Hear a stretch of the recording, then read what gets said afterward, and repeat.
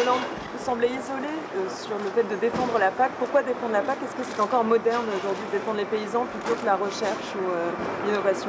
Moi, je défends d'abord un budget qui doit être suffisamment consistant pour que les politiques de croissance puissent être pleinement favorisées. Je défends un budget qui doit être maîtrisé parce que nous avons aussi des contraintes à l'échelle de l'Europe. Et parmi les priorités qui me paraissent être conformes aux intérêts de la France et aux intérêts de l'Europe, il y a la recherche, l'innovation, les transports, les infrastructures, mais il y a aussi la politique agricole commune. Pourquoi? Parce que c'est ce qui nous permet aussi d'être capable de nourrir notre population, d'avoir une sécurité alimentaire, une qualité, d'exporter. Donc c'est non pas la France que je viens simplement défendre, l'agriculture elle est européenne, c'est aussi une conception du territoire, une conception de la politique européenne et une conception de la solidarité. Monsieur le Président, est-ce que... Là, je vais aller de l'autre côté. Là.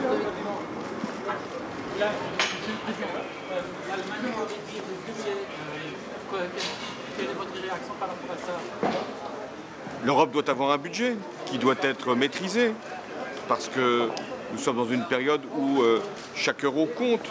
Mais en même temps, ce budget doit correspondre aux intérêts des Européens, c'est-à-dire privilégier la croissance, la solidarité, les fonds de cohésion, les fonds qui permettent à des pays d'avoir eux aussi des grandes infrastructures à financer.